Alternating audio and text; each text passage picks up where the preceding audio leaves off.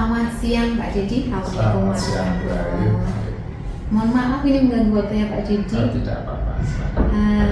Siang ini saya mau minta waktu Pak Didi sebentar untuk bertanya beberapa hal tentang langkah-langkah Pak Didi dalam mengambil keputusan selaku kepala sekolah. Semoga Pak Didi berkenan untuk menjawab pertanyaan. Tidak masalah, kita berbagi saja. Oke, siap Pak. Pertama ini Pak, selama ini bagaimana Pak Didi dapat mengidentifikasi kasus-kasus yang merupakan dilema etika atau kejugaan moral? Oh iya, terima kasih. Ketika kita dihadapkan pada satu masalah, saya biasanya tidak langsung merespon ya. Saya tunggu secara keseluruhan masalahnya ini sebenarnya apa. Jadi kalau ada dilema etika itu kan sama-sama kita bolehlah kita lakukan sama-sama benar, cuma kita diambil yang paling punya kemanfaatan yang paling besar, itu yang kita ambil. Kalau tadi yang satu apa tadi? Kejugaan moral. Kejugaan moral. Kejugaan moral itu jelas memang harus salah satu yang kita pilih, dan ya tadi yang satu benar, yang satu mungkin bisa dikatakan salah. Jadi dilihat dulu secara utuh baru mengambil keputusan. Baik Pak. Berikutnya, selama ini Pak Didi ya selaku kepala sekolah bagaimana menjalankan pengambilan keputusan di sekolah, terutama untuk kasus-kasus di mana dua kepentingannya sama-sama benar atau sama-sama mengandung nilai kebajikan. Oke, ya, terima kasih. Kalau untuk itu memang pertama tadi memang harus kita lihat dulu masalahnya secara benar, secara utuh. Setelah itu kita coba diskusikan dengan teman-teman. Kita diskusikan dulu ada masalah ini, menurut pendapat teman A bagaimana, B bagaimana, dan seterusnya.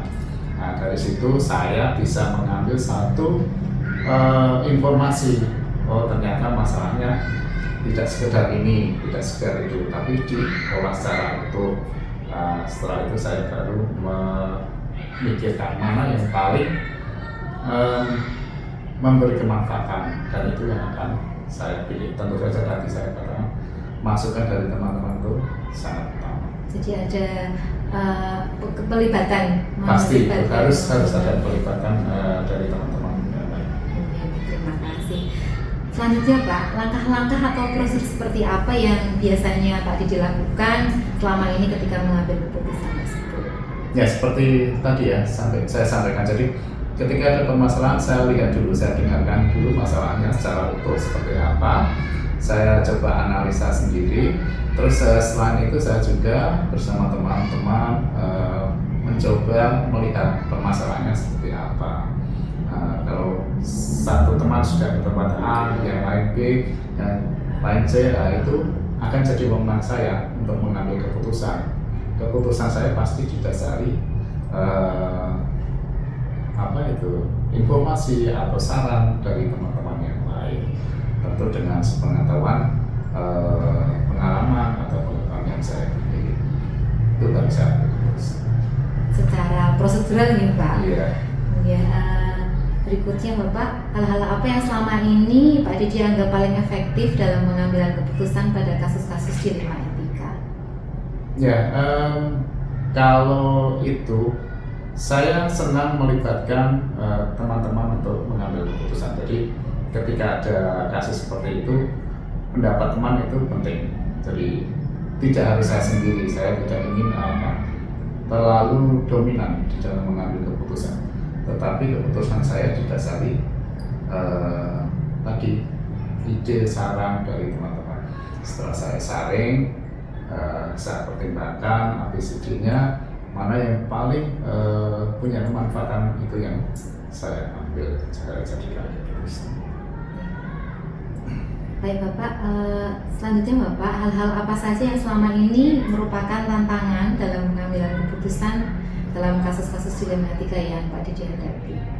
Ya, hal yang paling jadi masalah ya ketika kita dihadapkan pada satu keputusan di mana dua-duanya memang benar, sulit kita tentukan, sama-sama benar, jadi sama-sama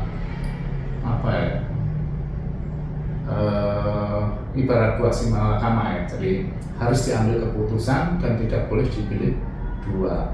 Nah, tadi saya sampaikan untuk mengambil keputusan ini saya tidak akan sendirian, saya pasti melibatkan teman-teman. Terus dari teman-teman itu, dari ide teman-teman, saya saring, saya pertimbangkan, saya ambil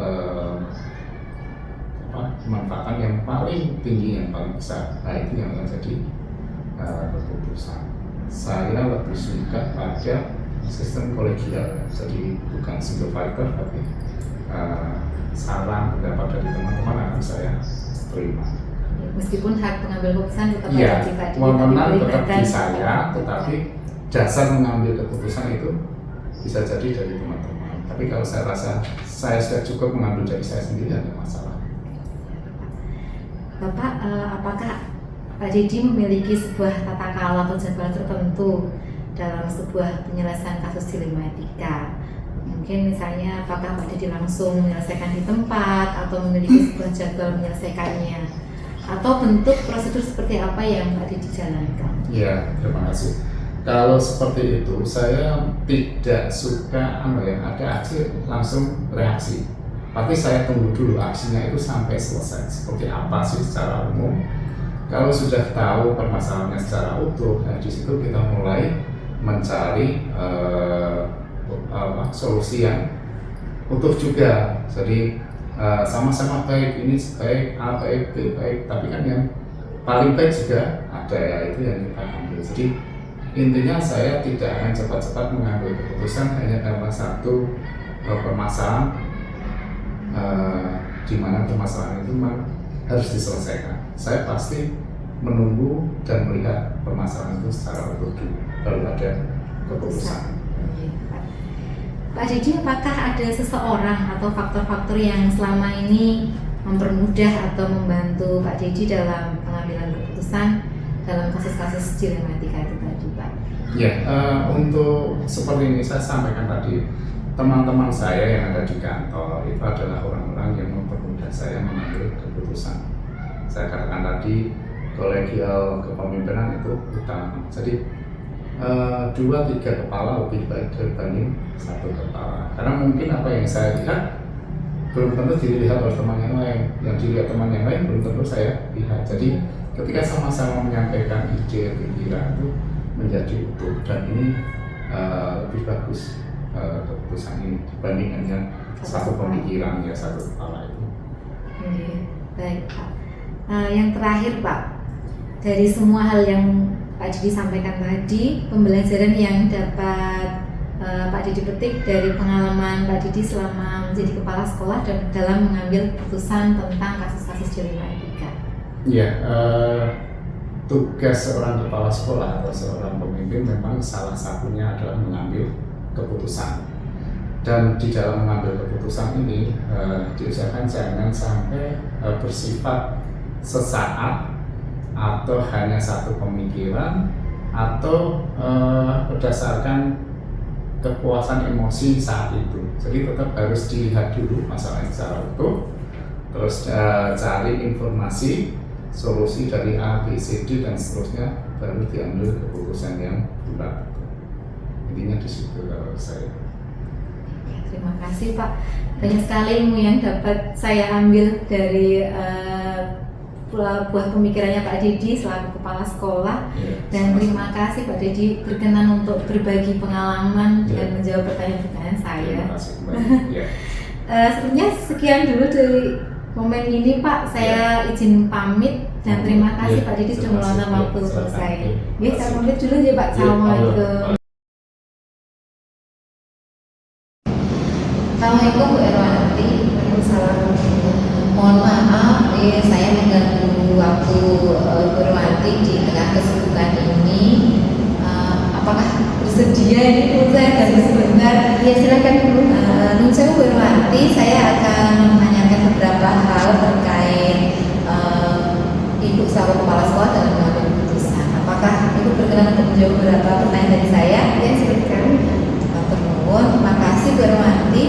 Yang pertama Ibu, selama ini Bu Erwanti selaku kepala sekolah bagaimana dapat mengidentifikasi kasus-kasus yang merupakan dilema etika atau rujukan moral? Selama ini yang terjadi di sekolah itu mungkin saya ketika ada kasus itu dilema etika atau rujukan moral. Yang pertama saya berkoordinasi dulu dengan guru, kemudian melihat siapa saja yang terlibat. Ketika sudah jelas permasalahannya, saya bermusyawarah dengan rekan guru untuk dikoordinasikan lebih lanjut. Oke, baik Bu. Lalu selama ini bagaimana Bu Erwanti menjalankan pengambilan keputusan di sekolah, terutama untuk kasus-kasus di mana ada dua kepentingan yang sama-sama benar atau sama-sama mengandung nilai kebajikan? Tentunya ketika mengambil keputusan kan banyak pertimbangan, tetapi yang mendasari saya untuk mengambil keputusan ini pertama adalah rasa peduli, kemudian kasih sayang, yang kemudian untuk memikirkan dampak jangka pendek dan jangka panjangnya. Nanti akibatnya apa supaya nanti tetap berfokus pada anak, berfokus pada kebutuhan anak. Tetap pada murid ya Bu. Baik Bu Erwanti, langkah-langkah atau prosedur seperti apa yang biasanya Bu Erwanti lakukan selama ini? Namanya pertama saya melakukan analisis dulu, kemudian melihat siapa saja yang terlibat, kemudian nilai apa saja yang bertentangan, kemudian data dan fakta apa yang mendukung, serta melakukan uji kebenaran bersama. Baik Bu. Lalu Ibu, hal-hal apa saja yang selama ini Bu Erwanti anggap efektif dalam pengambilan keputusan pada kasus-kasus dilema etika? Yang saya anggap efektif dalam mengambil keputusan pada kasus dilema etika yaitu yang pertama pokoknya saya berkoordinasi yang penting, komunikasi dengan semua pihak untuk menguji kebenaran sehingga nanti tidak merugikan baik bagi anak maupun sekolah. Jadi bisa menemukan solusi yang Baik. Bu Erwanti, apakah memiliki sebuah tata cara atau jadwal tertentu dalam sebuah penyelesaian kasus dilema etika? Apakah Bu Erwanti langsung menyelesaikan di tempat atau memiliki sebuah jadwal untuk menyelesaikannya, bentuk atau prosedur seperti apa yang Bu Erwanti jalankan? tentunya sebenarnya sudah saya programkan, jadwal itu sudah terjadwal. Namun pada kasus dilema etika yang bersifat ringan biasanya langsung diselesaikan saat itu juga. Namun jika masalah itu lebih besar dan butuh pemikiran yang lebih kompleks, maka perlu dijadwalkan untuk menyelesaikannya sehingga nanti bisa sesuai prosedur menemukan keputusan yang tepat. Ibu, adakah seseorang atau faktor-faktor apa yang selama ini mempermudah atau membantu Bu Erwanti dalam pengambilan keputusan dalam kasus-kasus dilema etika yang Bu Erwanti hadapi? Banyak tentunya semua pihak terlibat, namun yang utama memberi dampak itu adalah adanya guru penggerak yang di sekolah saya. Hal tersebut memudahkan saya karena beliaunya itu sering sharing dengan kita apa saja yang tadi perlu diprogram guru penggerak, karena saya bisa mengadopsi ilmu tersebut dan saya terapkan di sekolah. Baik, Ibu. Yang terakhir Bu, dari semua hal yang telah Bu Erwanti sampaikan, pembelajaran apa yang dapat Bu Erwanti petik dari pengalaman dengan dalam pengambilan keputusan ketika menghadapi dilema etika itu?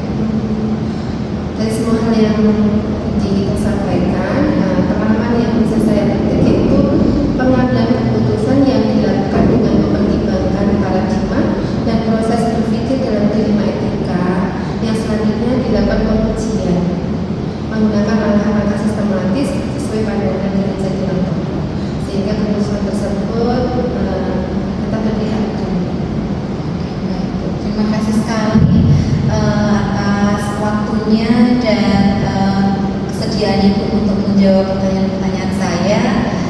Ini sangat penting dan bermanfaat untuk saya. Sama-sama kita misalnya informasi yang saya berikan masih kurang, mohon maaf. Ya, sama-sama Ibu. Terima kasih waktunya Ibu. Saya mohon pamit.